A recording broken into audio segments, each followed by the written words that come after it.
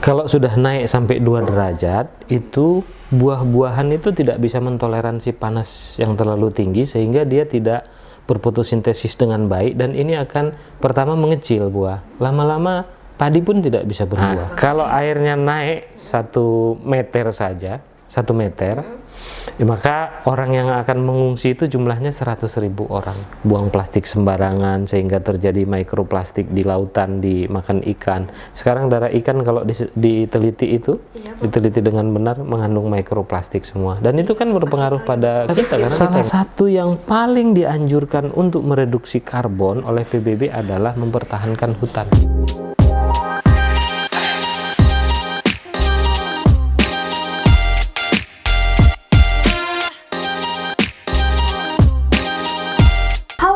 Podcast PKPA, kembali lagi di podcast bersama Yayasan PKPA. Nah, kali ini teman-teman kita kembali bertemu untuk berbincang bersama terkait topik yang gak kalah seru dari podcast-podcast sebelumnya. Sebelum itu, kenalin aku Lala selaku host, dan di sini kita juga sudah menghadirkan narasumber yang luar biasa. Di sini ada Bang Iswan. Halo Bang Iswan. Halo, Assalamualaikum. Selamat sore. Baik, nah boleh Bang Iswan silakan perkenalkan diri terlebih dahulu. Ya, saya Iswan Kaputra. Kebetulan kali ini kita mau berbincang soal iklim, apa itu iklim dan pemanasan global. Nah, karena ini mungkin di sebagian orang masih sangat asing, tapi sebagian lagi ini sudah hingar-bingar menjadi pembicaraan PBB yang setiap tahun ada konferensinya di COP atau COP di bawah UNFCCC, bodinya PBB. Mungkin itu dulu. Oke, baik, terima kasih Bang Iswan.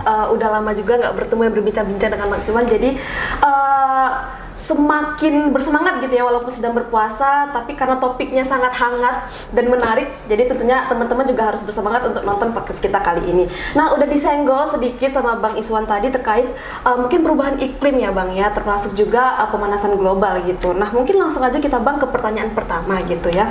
Bicara soal perubahan iklim, mungkin agar teman-teman yang tadi masih awam gitu tahu bersama, kira-kira seperti apa kondisi perubahan iklim kita di dunia saat inilah gitu Bang.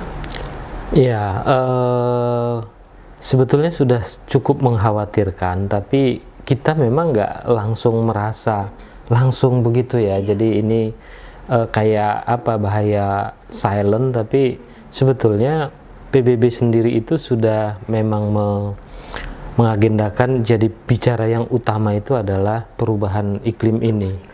Makanya di dalamnya PBB itu sendiri salah satu konferensi yang diadakan tahunan itu adalah soal iklim ini, begitu ya. Jadi dan itu perubahan itu terjadi atas tingkah laku kita juga, manusia yang membuang atau melepas karbon atau CO2 yang begitu tinggi ke udara. Nah, semakin modern zaman, kayak misalnya podcast kita ini, ini juga menggunakan listrik itu juga diproduksi, membuang karbon juga ke udara. Maka mungkin kita semua itu mesti menyadari apa-apa yang nggak digunakan ada sebaiknya sih dimatikan total gitu. Misalnya termasuk tombol-tombol dan lain-lain, tombol-tombol listrik dan lain-lain. Mungkin itu dulu. Oke, jadi memang teman-teman justru hal-hal basic ya, seperti menghidupkan lampu, terus mungkin kita biasa nyolok kabel gitu, suka lupa dicabut, itu justru bisa berkontribusi pada pembuangan karbon tadi ya, karbon dioksida. Dan itu nanti karbon dioksida nanti akan diserap ke udara gitu, dan mana ini merupakan salah satu impact dari tingkah laku manusia terhadap perubahan iklim gitu ya. Malahan itu adalah hal-hal yang biasa kita lakukan sehari-hari gitu ya Bang ya. Iya, itu betul. cukup besar ternyata. Nah Bang, tadi kita bicara soal general ya Bang ya, mungkin kira-kira apakah ada perbedaan konteksnya jika kita bicara di lokasi kita yaitu di Sumatera Utara gitu Bang? Iya, kalau kita bicara perubahan iklim ada 2 kata kunci ya. Yang pertama, dia terjadi secara global. Terjadi secara global di mana-mana. Yang kedua, waktunya lama. Kita ketahui bahwa udara, oksigen di permukaan bumi itu kan berputar. Dari kutub dihembuskan ke sini, dari sini dihembuskan ke kutub. Makanya rata-rata panas bumi itu kan kalau dirata-ratakan sekarang sih cuma 15. Jadi kalau sudah naik sampai 2 derajat itu buah-buahan itu tidak bisa mentoleransi panas yang terlalu tinggi sehingga dia tidak berfotosintesis dengan baik, dan ini akan pertama mengecil buah. Lama-lama padi pun tidak bisa berbuah.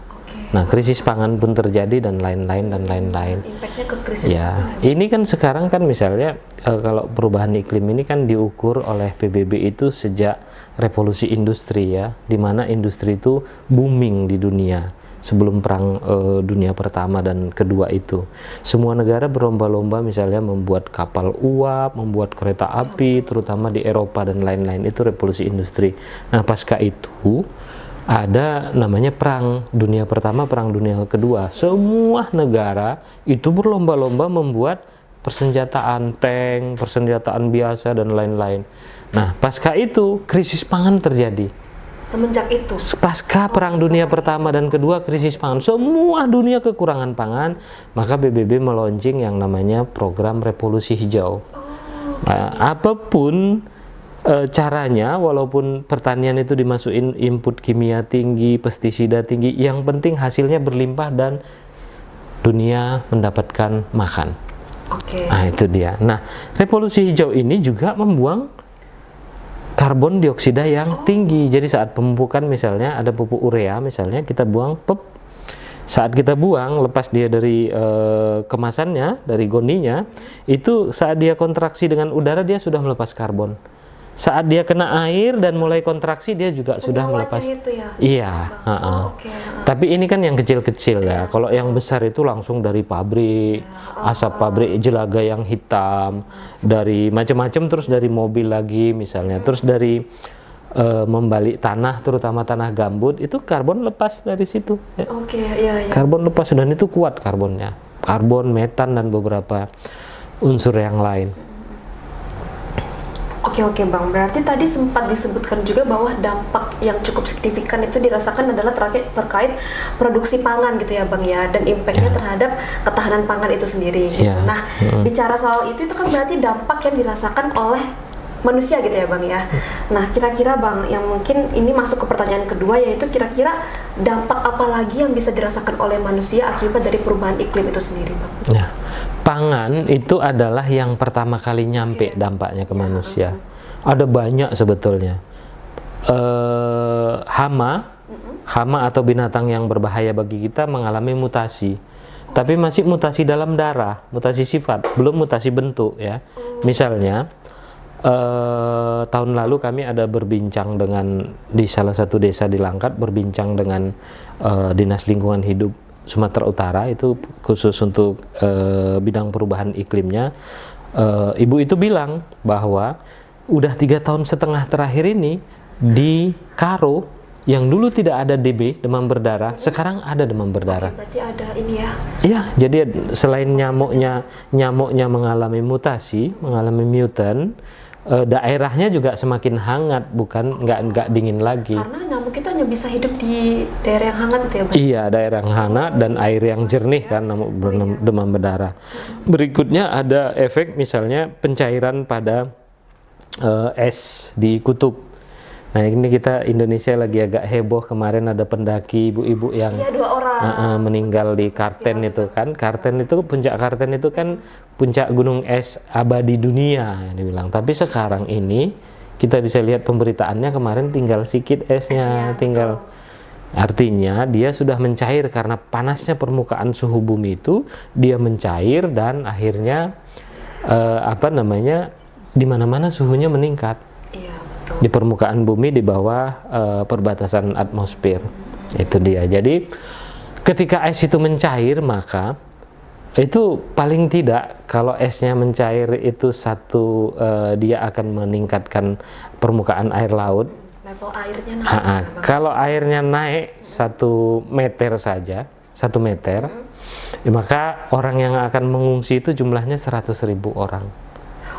100.000 orang. Itu di daerah pesisir, di daerah yang rendah. Ada pulau yang terendah di dunia, ada Tuvalu sama satu lagi saya lupa. Itu sampai mereka buat protes kepada PBB di bawah air tuh pakai air. terancam. Nah, Tenggelam gitu istilahnya Bang ya. kira-kira barangkali bulan Oktober atau September tahun lalu, saya undangan ke Belawan, ke Secanang. Oh iya. Di situ ternyata jalannya itu sudah menutup ban roda. Apanya tuh Bang? Maksudnya Air laut naik ke daratan, memang rob. iya. Memang saatnya jam itu pasang, jam pasang. Tapi menurut orang situ dulu jalan ini nggak pernah sampai tenggelam. Itu artinya air laut sudah jauh lebih tinggi. Nah, dan mereka ya sudah ngobrol di warung dengan kaki terendam, warung kopi apa segala macam, ngobrol apa dan lain. Artinya itu kan keadaan, nggak ada pilihan. Kalau ada pilihan, mereka punya tanah di gunung misalnya, mereka akan mengungsi ke gunung. Nah, terus sebetulnya ada banyak sekali efek dari pemanasan global ini, sampai manusia pun ini akan mengalami perubahan pola pikir. Oke. Ya, misalnya Berpengaruh ya, Bang, ya? berpengaruh, misalnya itu? karena nggak tahan lihat panasnya ini, nggak sanggup menerima panasnya ini, ada apa namanya daya emosi yang meningkat. Jadi nanti perkelahian di jalanan dan lain-lain tuh, Iya, betul. karena panas memang udah nggak tahan, udah mau marah aja bawaannya gitu.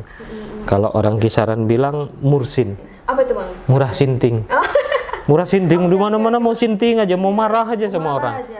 Efek panas gitu Efek kan, otak panas. panas ya. Betul. Jadi itu psikologi, dan bisa jadi efek tertingginya itu saling membunuh. Oh, iya. Saling membunuh gitu, palak sikit apa bunuh gitu kan. Ini mengerikan sebetulnya, dan ada banyak lagi, ada hampir seluruh kehidupan di bumi itu akan terpengaruh.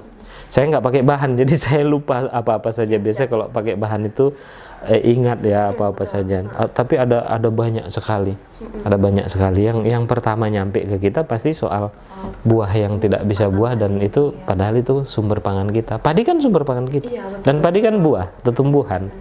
Itu dia. Oke, betul. Berarti tadi juga memang ada membahas soal berpengaruh pada kesehatan juga contohnya ya Bang ya. Kalau Kesehatan juga. Kenaikan level air, terus nanti air tersebut masuk ke pemukiman, sehingga nanti akan mempengaruhi kualitas hidup masyarakatnya juga. Ya, yang utama itu sakit gatal-gatal, ya kan, Betul. Selain sakit itu juga kulit. dari tingkah laku manusia malah bisa gitu ya. Bisa berubah. Gitu, akibat dari perubahan iklim. Betul. Mudah marah, mudah tersulut emosi, murah sinting gitu. Nah, tadi mungkin itu konteksnya adalah kesehatan ya Bang, terus juga perilaku gitu. Mungkin apakah ada kaitannya dengan pendidikan juga Bang, khususnya bagi anak-anak Indonesia gitu. Apakah perubahan iklim ini juga berpengaruh pada pendidikan, kualitas pendidikan mereka gitu Bang? Kalau tadi kita bicara psikologis bahwa orang murah marah dan lain-lain, itu kan pasti sangat berpengaruh ya. Anak-anak juga pasti, orang itu kan semua termasuk anak-anak itu. Jadi bayangkan saja misalnya di salah satu gurun kecil di Pakistan, namanya Mohenjo-daro, itu tahun 2010 bulan Mei, itu pernah panasnya itu 70,5 derajat. Wow. Ya, itu kalau kita jalan di gurun itu, terus ngantongin telur di ini, terus lapar kita pecahkan di salah satu batu di situ, kira-kira setengah menit kemudian kita makan, udah bisa mateng. Ya, betul. Saat yang sama di India 4.000 sekian orang meninggal dengan panas yang 51 atau 52 derajat. Kalau dulu kami sih mengalami dan melihat berita itu setiap hari selama berbulan-bulan. Orang di India itu terus main ke wahana air, dari mulai berenang di sungai atau mandi berenang di saking panasnya, dan itu 4.000 sekian orang meninggal. Oh, akibat dari kepanasan, suhu terlalu tinggi ya Bang, iya, suhu terlalu tinggi. Artinya kan nggak bisa juga, paru-paru kita ini kan juga nggak bisa menerima yang terlalu panas. Jadi kalau kita paham di hidung itu ada namanya polip. Polip itu sebetulnya untuk menyaring ketika udara panas masuk ke hidung kita, untuk nyampe ke paru-paru supaya didinginkan sama dia. Kalau udara dingin yang masuk ke hidung, sebelum sampai ke paru-paru itu dipanaskan sama dia. Jadi dia alat penetralnya. Nah, makanya orang yang dari kecil suka minum es misalnya, makan es, polipnya itu membengkak besar. Oh, akibat itu. Kerja keras dia. Suhunya kan. Saya salah satu korban.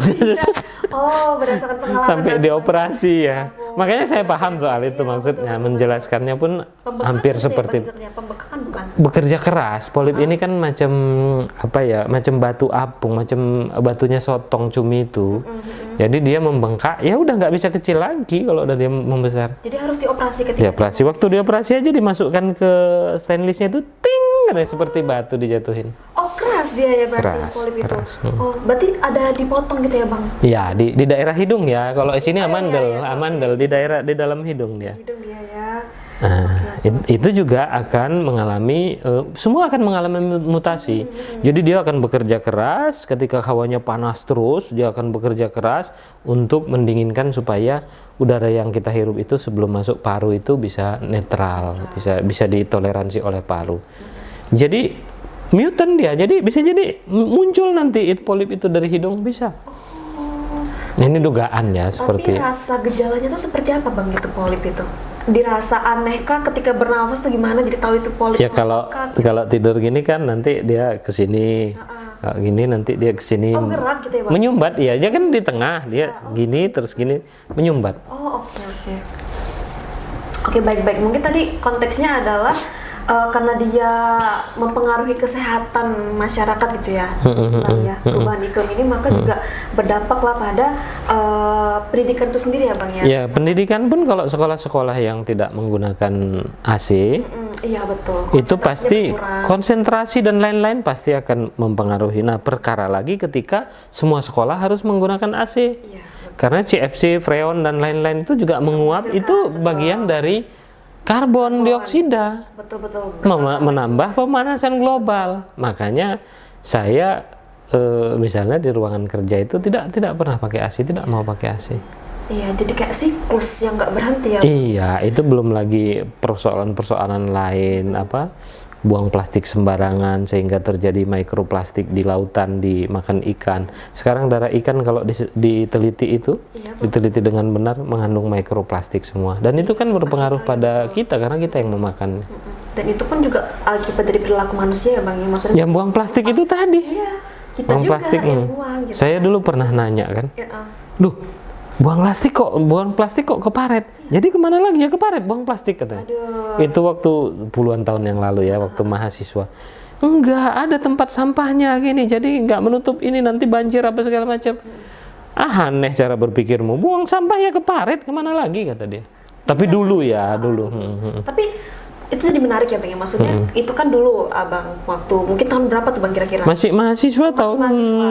92 gitu. Oh, oke. Kira-kira kalau di zaman sekarang tuh, Bang, seperti apa transisi pola pikir masyarakat gitu terhadap potensi perilaku mereka menyebabkan perubahan iklim gitu, Bang? Kesadarannya sudah cukup jauh beda lah dengan masa 92 itu ya, tapi masih di tingkat kesadaran. Belum perbuatan, belum perilaku, belum aksi, apalagi meningkat lagi ke aksi bersama, belum. Belum ada ya. Masih kesadaran. Namanya manusia tuh kadang berucapnya tuh mudah, tapi melakukannya gitu ya. Maksud saya di tingkat kesadaran itu kalau dihitung misalnya dari 10 orang, ini 10-nya udah sadar, tapi hanya 2 yang melakukan. 8-nya itu masih di tingkat kesadaran aja, nggak melakukan. Ya, gitu. Kira-kira gambarannya begitulah. Baik, Bang.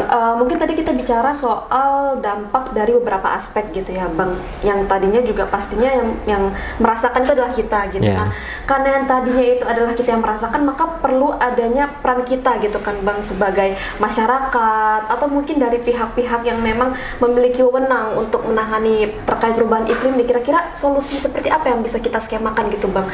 Utamanya untuk masyarakat dan juga pemangku kepentingan terkait perubahan iklim yang terjadi saat ini. Iya, jadi ada kayak istilahnya kayak masa Bika Ambon ya.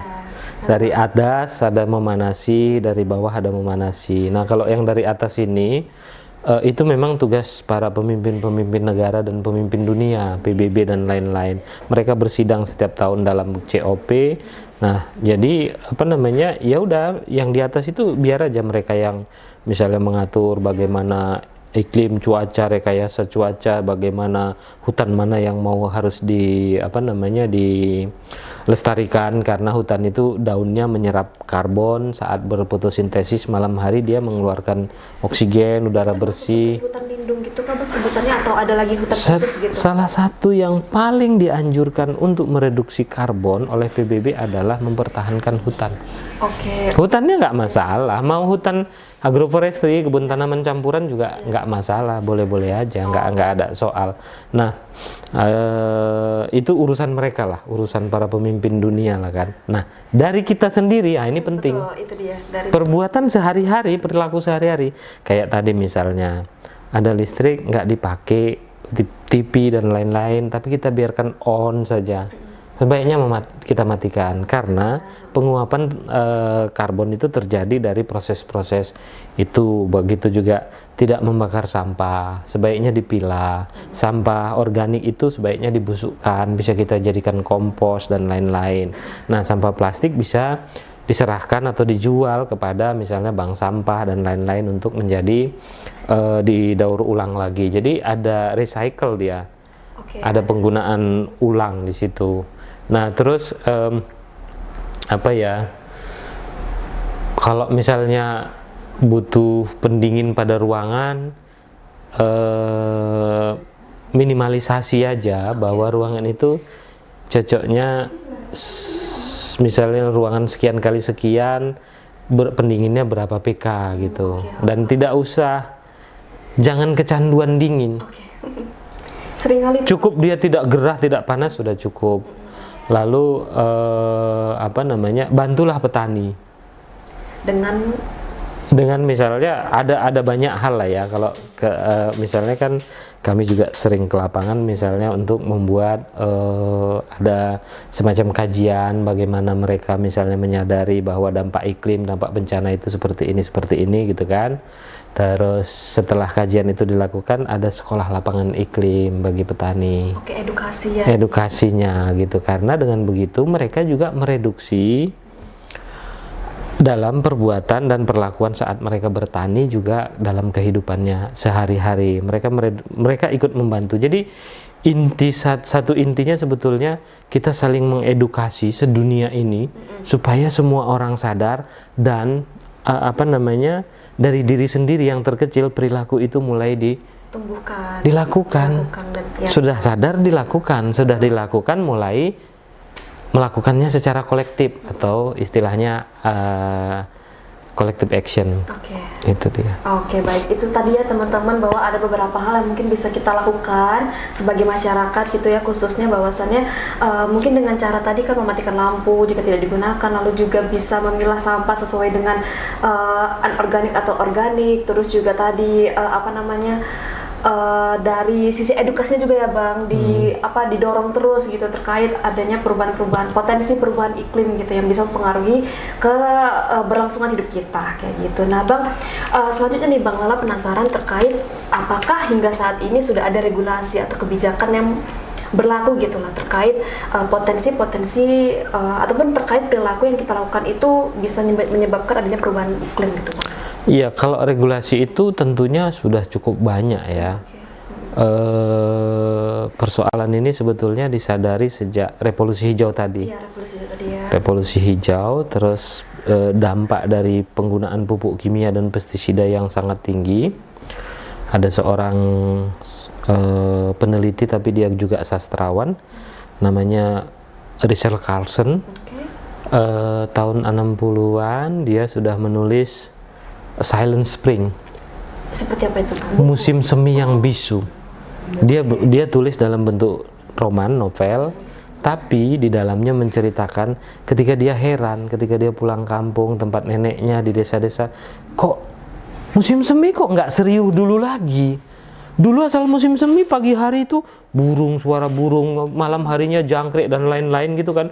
Itu saling bersahutan sehingga bagi dia menjadi melodi di telinganya. Perkaranya sekarang tidak. Apa penyebabnya? Dia selidik sana, selidik sini, dia cari ke desa lain, dia cari ke daerah lain. Begitu juga terjadi. Ternyata penyebabnya adalah penggunaan pupuk kimia dan pestisida yang gila-gilaan dan habis-habisan.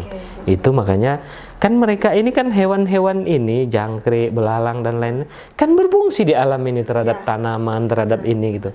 Tapi kalau mereka ditekan habis, maka inilah kejadiannya. Nah, itu dia.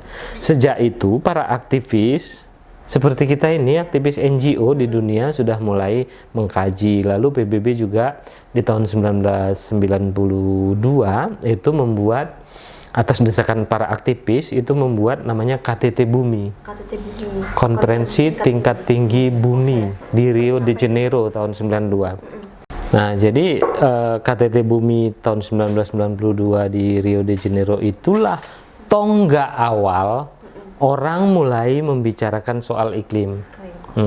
Tapi waktu itu istilahnya belum GRK, belum gas rumah kaca. Istilahnya adalah efek rumah kaca. Itu zaman dulu itu. Efek rumah kaca. Nah, sekarang orang udah menyebutnya GRK. Indonesia sendiri kan sudah berjanji itu tahun 2060 Indonesia akan net zero karbon.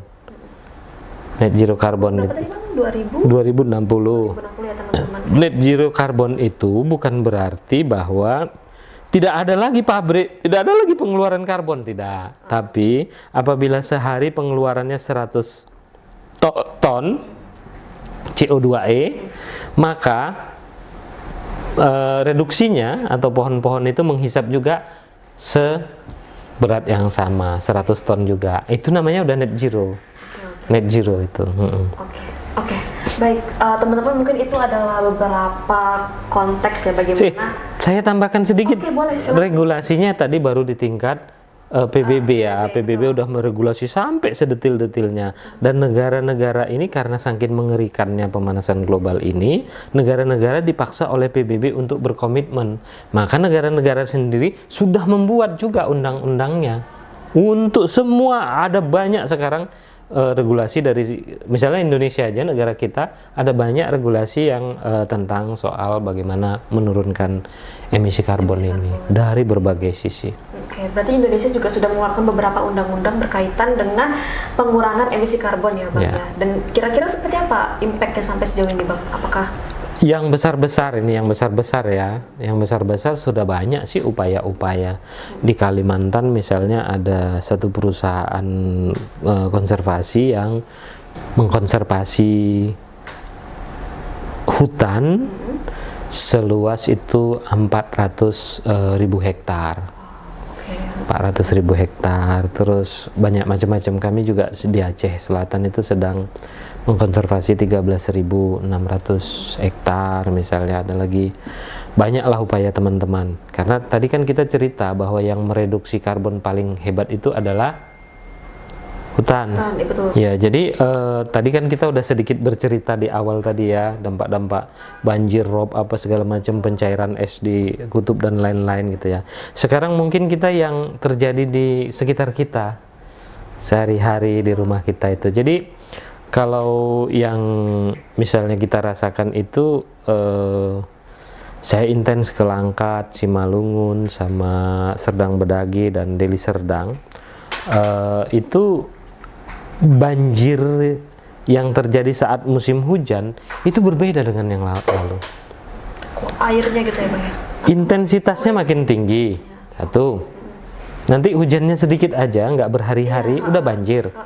Ya, di Kota Medan juga gitu. Hujan gerimis saja kadang udah banjir.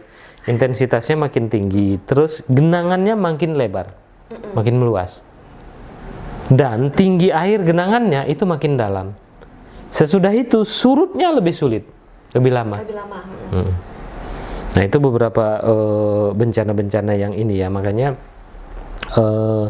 yang paling cepat nyampe itu kan memang bencana-bencana ini ya. Walaupun tadi nanti kalau yang dari panasnya itu sendiri imbasnya ke pangan tadi itu ya. Tapi yang paling cepat nyampe bencana, dan sedikit sekali masyarakat yang menyadari bahwa bencana ini adalah dampak pemanasan global. Karena di dalam suhu yang semakin memuncak itu ada tingkat kelembaban yang naik, tingkat suhu udara yang naik, ada tingkat kerentanan badai yang naik.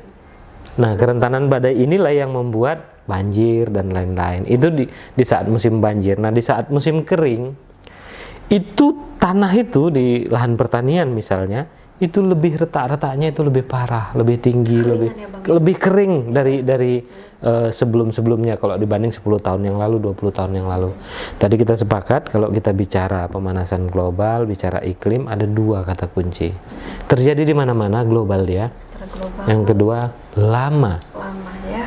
Dia suhunya itu naiknya lama dari tahun zaman revolusi industri sampai ke sekarang Terus itu kan naik lama. ya? Naik. Terus ya. Perkaranya dari tahun 9 ini kan dulu gini ya naiknya ya, anunya ya levelnya. Dari tahun 90 itu udah gini. Oke. Sampai sekarang ini. Makanya PBB khawatir betul. Dijaga jangan sampai naik 1,5 derajat. Oke. Kalau nggak bisa ditahan lagi, paling akhir itu 2 derajat. Oke. Baca di mana-mana itu di internet sekarang ada itu 1,5 dan 2 derajat. Itu warning dari PBB. Warning dari PBB. Udah sejauh itu berarti. Oke. Oke, baik teman-teman, mungkin kita juga disebutkan bahwa mungkin potensi bencana yang bisa saja terjadi akibat dari perubahan iklim tadi adalah banjir, karena Kekeringan. banjir itu kan juga sesuatu yang sering kita rasakan lah gitu ya sebagai masyarakat gitu. Kekeringan juga, mungkin tadi ada banjir, impactnya juga bisa ke tanah longsor juga ya Bang ya. Tanah longsor, betul. Kemarin kita baru mengalami kan di Sibolangit kan. Betul, Dulu asal longsor di situ di tikungan Tirtonadi namanya kan itu kan. Itu longsor hanya paling banyak 6 titik. Tahu kemarin berapa? Karena saya besoknya lewat situ mau ke Aceh Selatan. Oke. Setelah ditutup 3 hari, dibuka paginya saya lewat. Itu 18 titik. Wow. Titik longsornya ya Bang ya? Iya, jadi apa ini intensitas atau kuantitas ini itu menunjukkan keparahan dari pemanasan global itu sendiri. Sebesar itu. Dulu paling banyak 5 sampai 6, sekarang udah 18 titik longsor. Oke. Nah, itu dia.